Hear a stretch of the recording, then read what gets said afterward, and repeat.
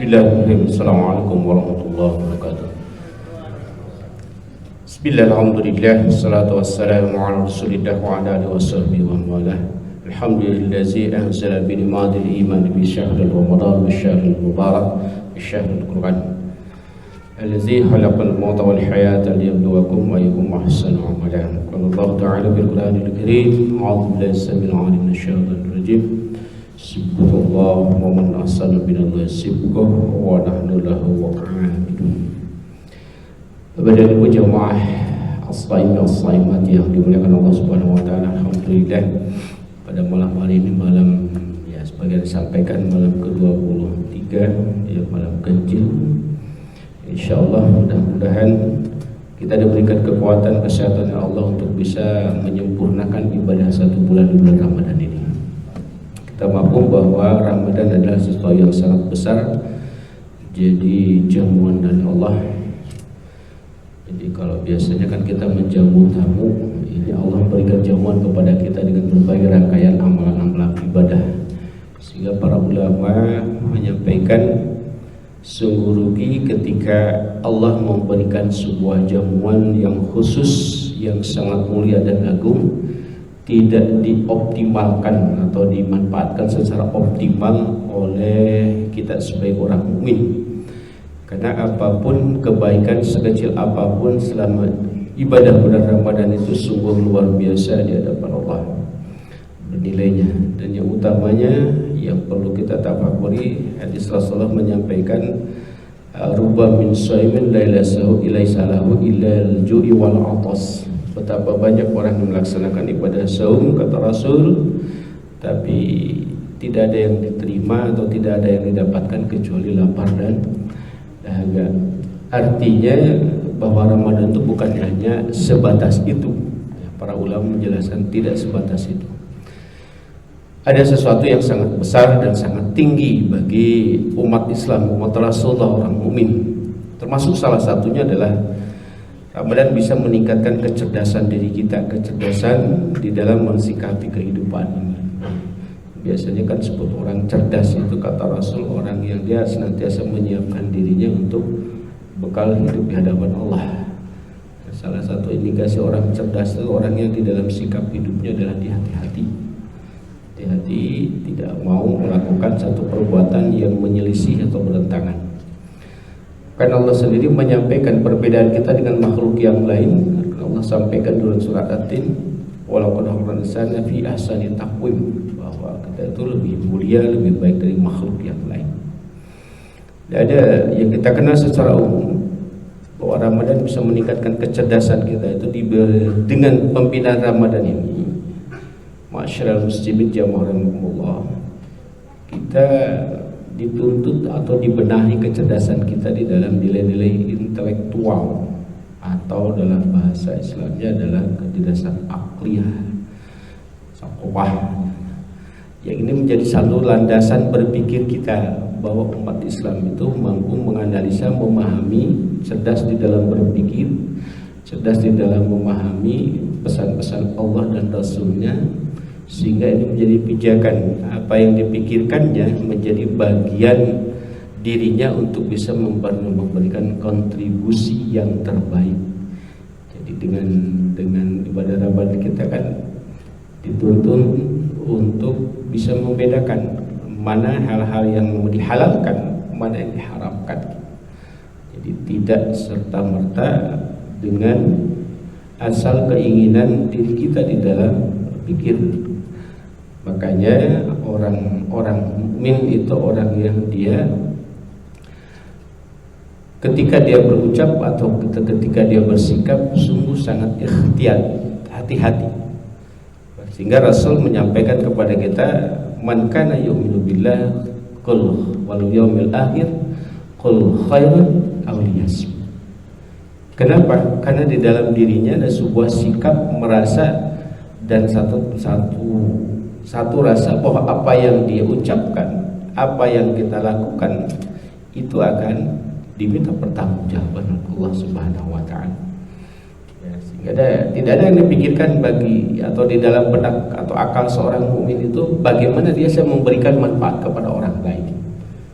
Dan Lagi-lagi ini yang dipesankan oleh Rasulullah SAW. Khairun nas anfa'uhum linnas. Sebaik-baik manusia adalah yang bisa memberikan manfaat, bahkan bermanfaat bagi manusia yang lain.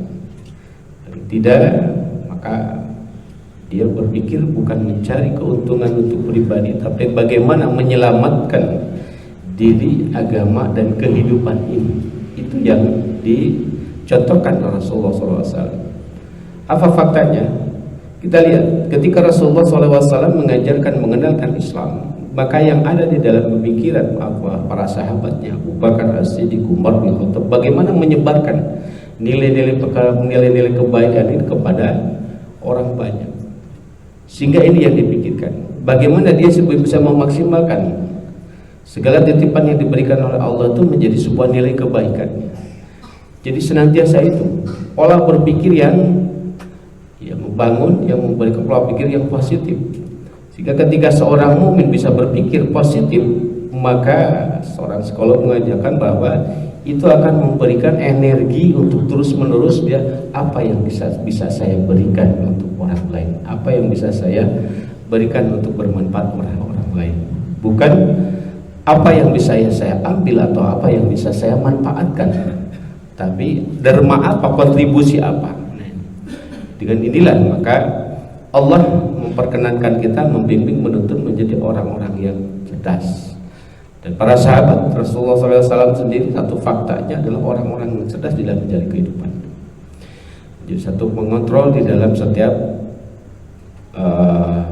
pergaulan atau hubungan sosial dengan masyarakat. Yang kedua, masyarakat muslimin jamaah. Dengan damai itu nyata kita diberikan meningkatkan untuk kecerdasan dalam nilai-nilai hubungan kita dengan Allah Subhanahu wa taala, atau yang kita kenal secara bahasa umum dalam kecerdasan dalam nilai spiritual, sebagai kontrol moralnya, bahwa dirinya itu punya satu norma, ada sebuah aturan yang dia tidak boleh melakukan hal-hal yang bertentangan dengan itu. Sehingga dengan pendekatan kita dengan taqarrub kepada Allah melalui ibadah Qiyamul Ramadan, melalui ibadah wajib, melalui tilawah, melalui zikir, melalui munajat, itu memberikan satu arahan bahwa kekuatan ruhani kita menjadi modal untuk mengontrol diri kita di dalam kehidupan ini. Dan dia sadar, sehingga dia tidak mau melakukan aktivitas yang jelek selama ibadah Ramadan, paling tidak itu. Kan Bapak dan Ibu, secara umumnya di masyarakat itu terlihat kontrol moral atau spiritual itu pada saat dua orang sedang ngobrol, tiba-tiba sedikit menyeleweng untuk mengobrol atau untuk membicarakan orang lain atau ghibah, itu suka muncul, kita lagi Ramadan atau ngomongin gitu. Tidak boleh membicarakan orang lain ya. Jadi ternyata masyarakat pun secara spontanitas, ternyata Ramadan itu memagari dia, menyadarkan bahwa perbuatan itu lebih tidak pantas dilakukan pada saat menjalani ibadah saum. Padahal kan di luar ibadah Ramadan juga sama, itu tidak boleh. Tapi paling tidak betapa di sana ada sebuah tata nilai membangun kesadaran yang sangat tinggi terhadap nilai-nilai ruhaninya, bahwa Allahu syahidi, Allahu ma'i, Allahu nazara ilayya. Sehingga bisa ditarik kesimpulan secara kasat atau secara kasarnya, kalau seorang mukmin, kalau orang muslim di bulan Ramadan saja suka menipu, suka berbohong, suka berbuat namanya yang menjadikan orang lain rugi, terbayang di luar itu pasti lebih dari itu ya. Padahal Ramadan sekali lagi itu bagian dari Allah bagaimana memagari agar perbuatan-perbuatan itu tidak muncul, bahkan tidak terbukti atau tidak dilakukannya. Nah inilah bahwa Ramadan bisa meningkatkan keakraban kita, kedekatan kita diri kepada Allah Subhanahu wa taala. Sampai Rasulullah mengajarkan bahwa ibadah Ramadan wala yarfus wala fusuq, kita meninggalkan perkataan-perkataan yang jelek, perkataan-perkataan yang fasik. Jadi ini kan memberikan arahan bahwa orang mukmin yang taat kepada Allah itu apapun yang dikeluarkannya, kemanapun dia melangkah, senantiasa punya tujuan yang jelas, makna yang luar biasa, dan punya kualitas tersendiri bagi kehidupan. Ini yang jadikan satu pembinaan agar kita sekali lagi meningkatnya ruhani kita merasa diri kedekatan atau muraqabatullah, merasa kita diawasi oleh Allah, dan ini tidak mudah ya. Secara keilmuan kita yakin Allah melihat, Allah Maha melihat kita, tapi kadang-kadang dalam realisasi kehidupannya, kenapa banyak orang yang melakukan menipu orang lain padahal itu tahu itu tidak boleh? Kenapa orang banyak yang dia terseret kepada kasus-kasus yang menjadikan dia dalam nama diri sendiri masuk kepada ya pengadilan? Itu kan intinya di sana. Kontrol iman, kontrol ruhani yang kurang kuat, bukan tidak ada. Nah, kita contohkan orang yang korupsi atau dituduh dengan korupsi, manipulasi, mereka bukan tidak tahu itu tidak termasuk, tapi pada saat itu boleh jadi serta kaidah syariatnya imannya dari turun.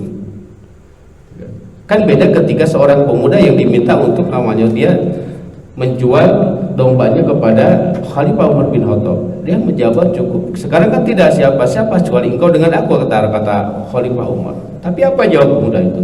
Fa'alullah. Lalu di mana Allah? Nah, jawaban ini adalah hasil dari pentarbiyahan yang luar biasa. Dia merasa diawasi oleh Allah Subhanahu wa taala. Dari sini yang disebut dengan tingkat kecerdasan yang luar biasa di dalam nilai-nilai spiritual.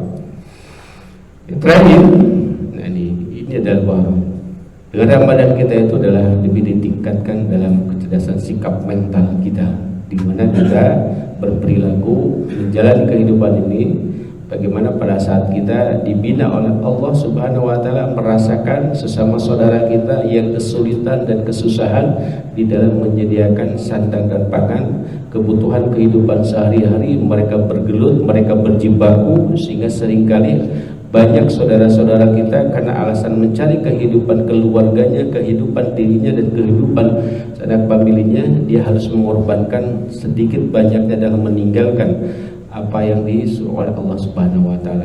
Maka disinilah bagaimana kecerdasan Allah membangun menjadi orang-orang kuat mental, bersabar, tabah, bertawakal, menerima qada dan ketetapan dari Allah Subhanahu wa taala.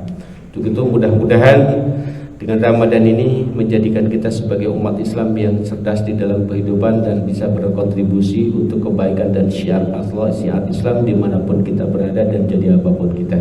Saja mudah-mudahan menjadi bahan evaluasi kita bersama. Astagfirullahaladzim. Assalamualaikum warahmatullahi wabarakatuh.